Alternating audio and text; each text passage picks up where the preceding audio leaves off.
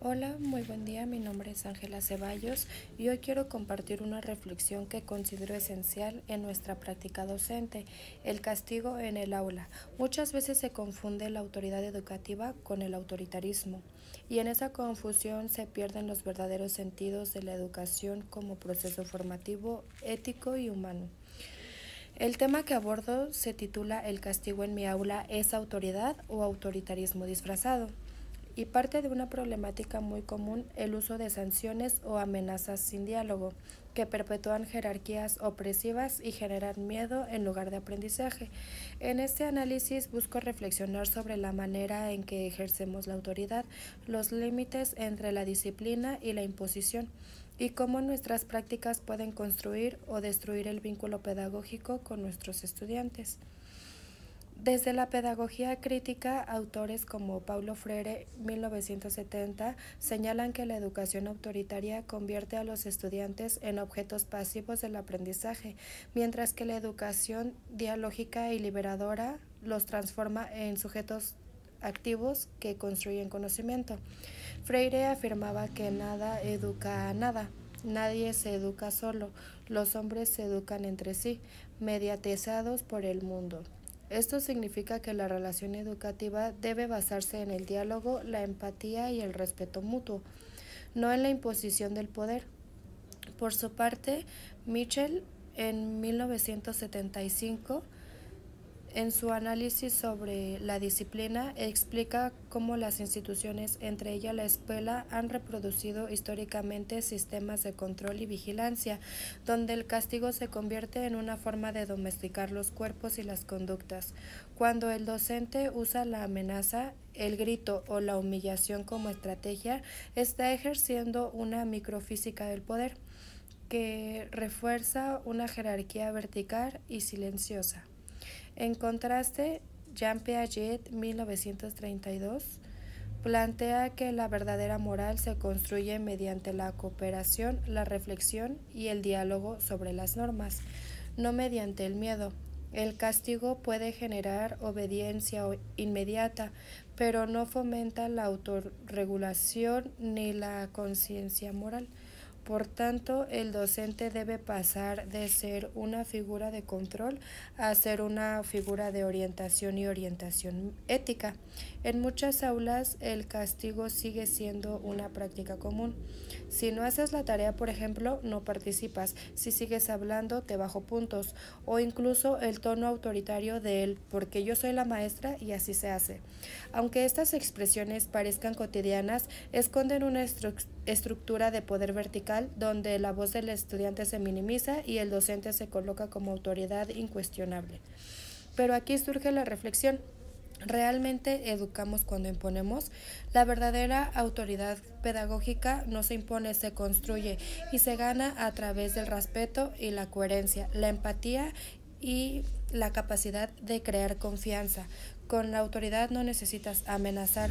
La presencia y el ejemplo inspiran respeto por convicción y no por temor. El autoritarismo disfraza el control bajo la autoridad del hombre y se sostiene en el miedo, la obediencia ciega y la opresión emocional. Cuando un docente recurre a un enseñanza sin diálogo, debilita la autoestima del estudiante y reproduce los esquemas del poder que contradicen los principios humanistas de la educación. Por tanto, la pregunta no es si el castigo funciona, sino qué tipo de ciudadano estamos formando cuando nuestra pedagogía se basa en la amenaza y no en la comprensión. Desde mi punto de vista, creo que el castigo inmediato puede generar silencio, pero nunca reflexión. El alumno que es castigado no siempre entiende la causa de su falta, sino aprende a callar, a temer o a esconder sus errores.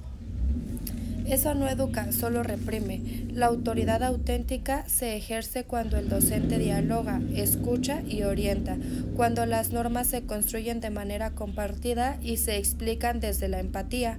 Los estudiantes comprenden el sentido del orden y la responsabilidad. Educar no significa dominar, sino acompañar procesos humanos completos con paciencia y sensibilidad. Además, es fundamental reconocer que el castigo también afecta emocionalmente al docente, porque genera distancia, tensión y desgaste. En cambio, el diálogo y la reflexión fortalecen la convivencia, mejoran la convivencia del aula y transforman la disciplina en una oportunidad formativa. Creo que la autoridad educativa debe tener rostro humano, debe ser firme pero también compasiva, exigente pero empática, estructurada pero abierta al diálogo. Solo así podremos construir espacios de aprendizaje donde la disciplina no sea sinónimo de miedo, sino de crecimiento compartido. El castigo, cuando se usa sin reflexión, reproduce los mismos modelos de opresión que la educación debería erradicar. Educar con amenaza es perpetuar el miedo. Educar con diálogo es cultivar la autonomía y la responsabilidad.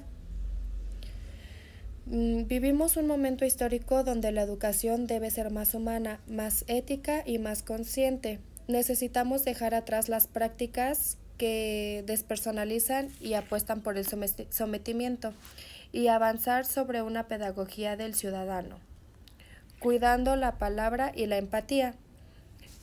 Como decía Freire, la educación es un acto de amor, por tanto es un acto de valor, y ejercer autoridad con amor no significa ser permisivo, sino ser justos, comprensivos y coherentes con los valores que queremos enseñar. Porque en el aula no educamos solo con lo que decimos, sino con la forma en que tratamos a quienes nos escuchan. La disciplina sin diálogo es opresión, pero el diálogo con límites claros es formación. Y ahí está la diferencia entre el autoritarismo disfrazado y la verdadera autoridad pedagógica.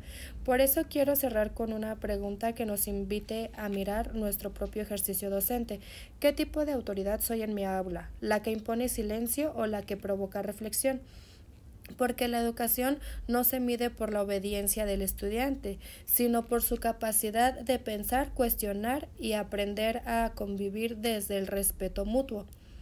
Sabemos muy bien que en la forma de pedir está el dar, y nosotros como docentes debemos de tener estas palabras muy claras y poner en una balanza lo que realmente se explica en este video. ¿Qué parte de autoridad somos? ¿Somos una autoridad liberal que sabe poner reglas y límites, o somos una autoridad que simplemente se basa en el miedo, en la opresión y en el hecho de cerrarnos a escuchar y ver más allá de lo que un alumno puede decir?